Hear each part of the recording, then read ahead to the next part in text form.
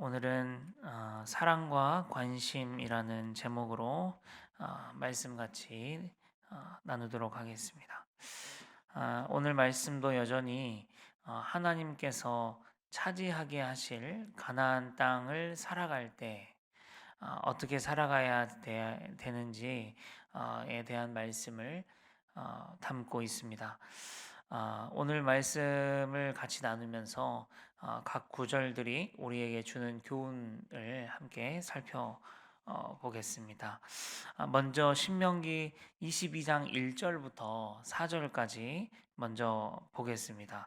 어, 제가 한번 읽어드리면 내 형제의 소나 양이 길을 잃은 것을 보거든 못 본 채 하지 말고 너는 반드시 그것을 끌어다가 내 형제에게 돌릴 것이요 내 형제가 내게서 멀거나 또는 내가 그를 알지 못하거든 그 짐승을 내 집으로 끌고 가서 내 형제가 찾기까지 내게 두었다가 그에게 돌려줄지니 낙이라도 그리하고 의복이라도 그리하고 형제가 잃어버린 어떤 것이든지 네가 얻거든 다 그리하고 못 본 채 하지 말 것이며 내 형제의 낙이나 소가 길에 넘어진 것을 보거든 못 본 채 하지 말고 너는 반드시 형제를 도와서 그것들을 일으킬지라 이렇게 이야기합니다. 이 말씀에서 포인트가 뭐인 것 같아요?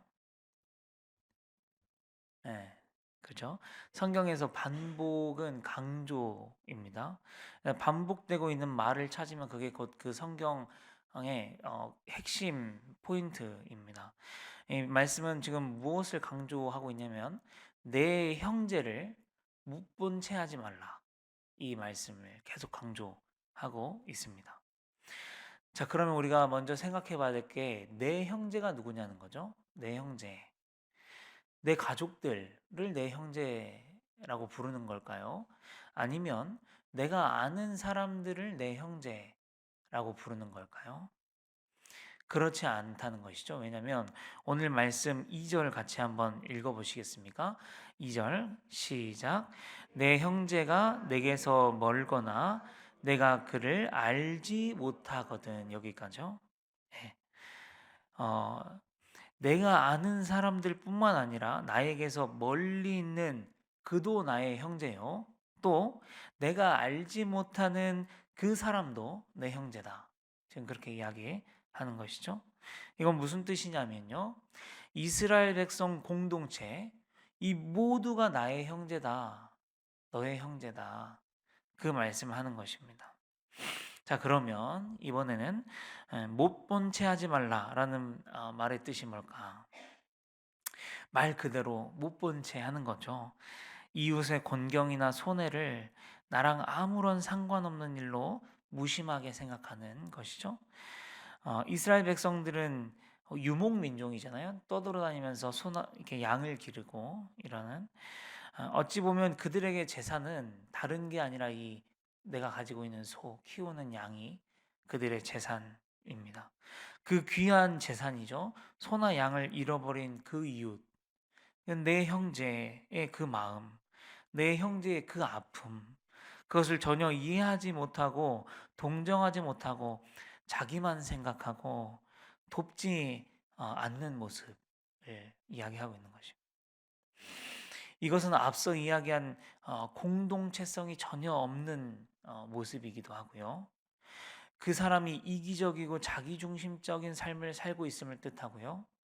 또 하나님께서 더불어 살도록 창조하신 이 창조의 질서를 어기는 것이기도 하고요. 또 내 하나님을 사랑하고 이웃을 사랑하라는 율법 전체 의미를 저버리는 행위이기도 합니다. 그래서 야고보서 4장 17절에는 야고보가 이렇게 이야기합니다. 너희들 선을 행할 줄 알고도 행하지 아니하면 죄니라. 이렇게 이야기합니다. 또 이렇게 이야기하죠. 야고보서 2장 15절부터 17절에 만일 형제나 자매가 헐벗고 일용할 양식이 없는데 너희 중에 누구든지 그에게 이르되 평안히 가라 덥게 하라 배부르게 하라 하며 그 몸에 쓸 것을 주지 아니하면 무슨 유익이 있으리요. 그리고 이렇게 이야기합니다. 이와 같이 행함이 없는 믿음은 그 자체가 죽은 것이라. 이것을 오늘 말씀으로 대입하면 이런 것이겠죠. 내 형제의 소나 양이 길을 잃은 것을 보고도 못 본 채 하면 그 믿음이 어찌 살아있는 믿음이겠느냐? 예, 죽은 믿음이라는 것이죠. 아, 여러분 또 그 신약 누가복음에 보면요. 못 본 채 지나가는 아주 잘 아시는 유명한 이야기 있습니다. 생각나는 게 있으신가요? 오, 맞습니다. 예. 아, 그 내용이 이렇잖아요. 어떤 사람이 예루살렘에서 여리고로 지나가다가 강도를 만나가지고 완전 옷도 다 벗겨지고 때려서 거의 죽은 것을 그냥 버리고 갔잖아요. 그때 마침 한 제사장이 그 길로 내려가다가 그를 봤지만 피하여 지나가고 또 이와 같이 한 레위인도 그곳에 이르렀으나 그를 보고 피하여 지나가되 어떤 사마리아 사람은 여행하는 중에 거기에 이르러서 그를 보고 불쌍히 여겨 가까이 가서 기름과 포도주를 그 상처에 붓고 싸매어 주고 자기 짐승에 태워서 주막으로 데리고 가서 돌보아 주었다. 예수님께서 물으십니다. 네 생각에는 이 세 사람 중에 누가 강도 만난 자의 이웃이 되겠느냐? 이르되 자비를 베푼 자니이다. 예수께서 이르시되 가서 너도 이와 같이 하라 이렇게 말씀하시죠. 여기에서 그냥 지나쳤던 사람이 누구인지 우리가 기억해야 합니다. 그냥 지나쳤던 사람은 무려 제사장이고 레위인이었습니다. 오늘로 말하면 목회자와 교회에서 상주하며 근무하는 사람이겠죠. 네. 그런데 이 사마리아 사람은 누구냐면 이방인이고 하나님의 백성도 아니고 오늘로 말하면 교회 안 다니는 사람이겠죠. 그리고 전부터 유대인들이 상종도 안 했던 사람이 이 사마리아 사람이죠. 그런데 예수님은 그 사마리아 사람을 칭찬하시죠. 더 놀라운 건 뭐냐면 이 선한 사마리아인의 이야기가 어디에서부터 나온 거냐면 어떻게 해야 영생을 얻겠습니까? 라는 질문에서 나온 이야기라는 거죠. 이웃을 대하고 이웃을 보살피고 이것이 영생과 관련이 있다고 예수님은 우리에게 말씀해 준다는 것입니다. 그러니까 믿음과도 관련이 있겠죠. 예. 우리가 돕지 않고 못 본 채 하는 그 믿음은 영생과 연관이 되는 것이고 믿음과 연관이 되는 것이죠. 예. 그래서 우리가 저런 제사장이나 레위인처럼 되지 않도록 조심해야 할 줄 믿습니다. 자기하고 하나님하고의 관계만 중요하게 여기는 사람이 돼서는 안 된다는 거죠. 내가 하나님 잘 섬기고 교회 잘 다니면 됐지. 다른 사람들이랑 교제하고 굳이 챙기고 오지랖 부리고 굳이 봉사하고 뭐 그럴 필요가 있어? 라고 생각하면 안 된다라는 것이죠. 하나님께서는 우리에게 이렇게 이야기합니다. 적극적으로 이웃을 사랑하고 그들에 대하여서 적극적으로 관심을 가져라. 이렇게 말씀하시죠. 예. 우리 성도님들 못 본 채 하지 않으시는 성도님들 되시면 좋겠습니다. 이어서 5절에 한번 5절을 같이 읽겠습니다. 시작.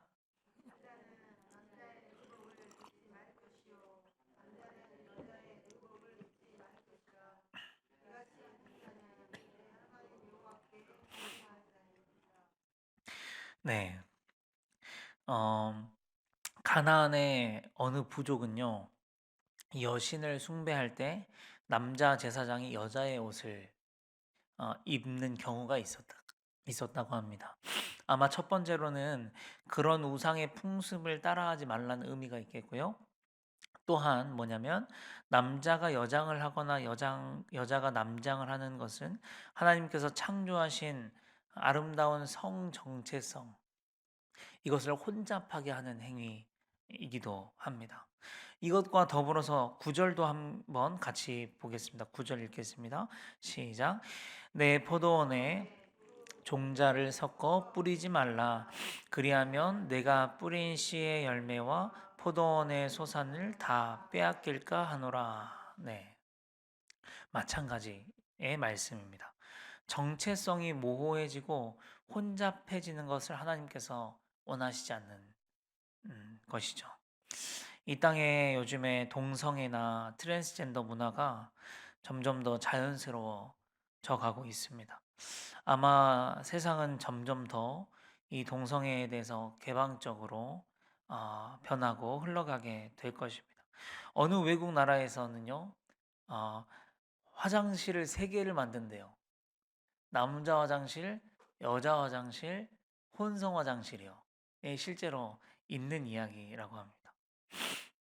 그리고 이 동성이나 동성 결혼을 합법화시키고 있는 나라들이 많아지고 있고, 또 동성애 축제가 심심치 않게 열리고 있는 걸 봅니다.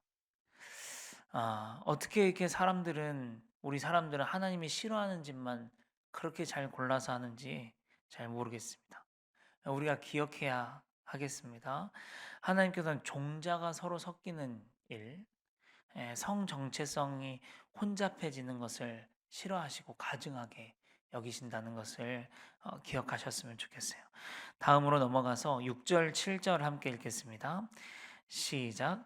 길을 가다가 나무에나 땅에 있는 새의 보금자리에 새 새끼나 알이 있고 어미새가 그의 새끼나 알을 품은 것을 보거든 그 어미 새끼를 아울러 취하지 말고 어미는 반드시 놓아줄 것이요 새끼는 취하여도 되나니 그리하면 내가 복을 누리고 장수하리라. 네, 어미는 반드시 놓아줘라. 새끼는 취해라. 취해도 된다. 무슨 뜻일까요? 어, 뭐 어미가 더 중요하고 새끼가 덜 중요해서가 아니라 번식 때문입니다. 하나님의 창조 섭리는 뭐냐면 생육하고 번성해서 땅에 충만한 것이에요. 즉 다음 생명이 끊어지지 않고 계속 이어질 수 있게 하는 하나님의 배려입니다. 하나님이 저희 오늘 말씀 이렇게 준비를 하면서 하나님이 이런 것까지 신경을 쓰시나? 네, 새를 잡을 때도 어미는 살려둬라. 근데 오늘 말씀이 참 준비하면서 어려웠던 게 뭔가 엄청 깊은 걸 이끌어낼 수 조금 어려운 말씀이면서 이런 것까지 이야기를 하시네. 네, 좀 난감했는데 하여간 하나님 굉장히 세심하신 것 같아요. 네, 어, 이렇게 이야기를 하시는 거죠.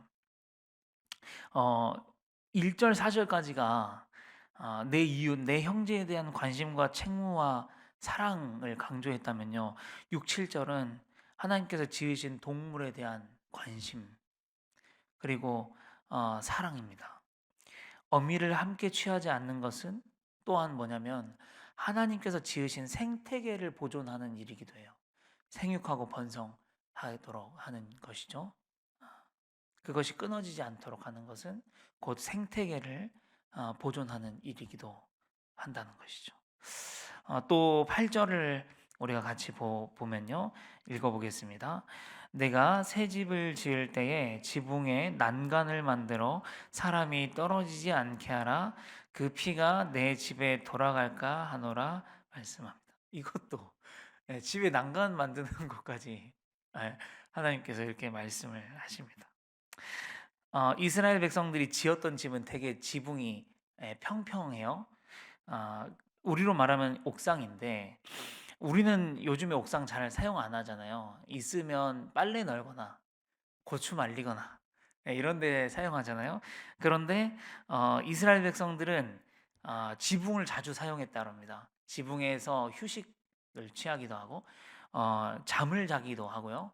사람들이 모이기도 하고 또 이 지붕은요 기도의 장소이기도 합니다.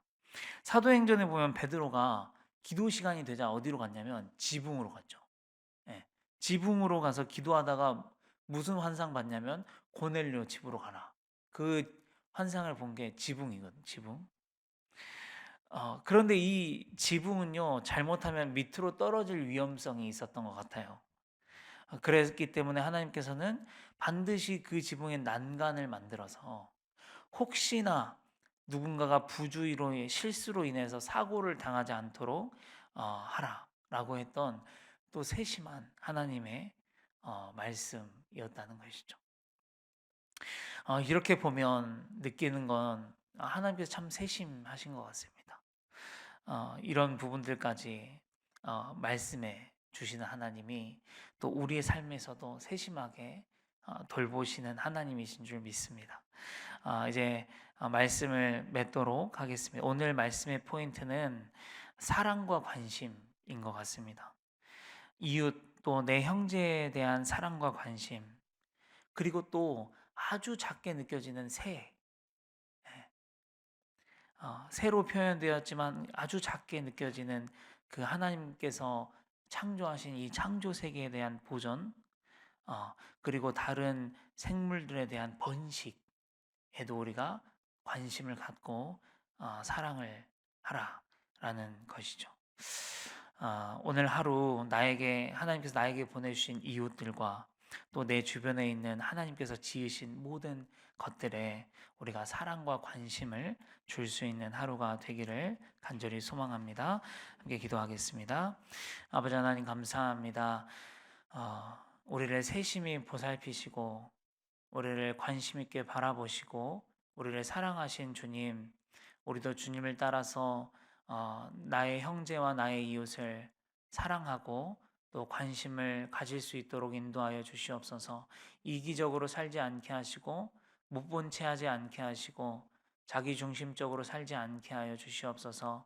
하나님 또한 하나님께서 지으시고 창조하신 이 창조의 세계를 우리가 관심을 갖게 하시고 또 사랑하고 잘 돌볼 수 있도록 지극히 적은 작아 보이는 것까지도 하나님께서 지으신 것이라면 우리가 세심하게 또 보살필 수 있는 그런 넉넉한 마음도 저희가 가지며 살아갈 수 있도록 인도하여 주시옵소서.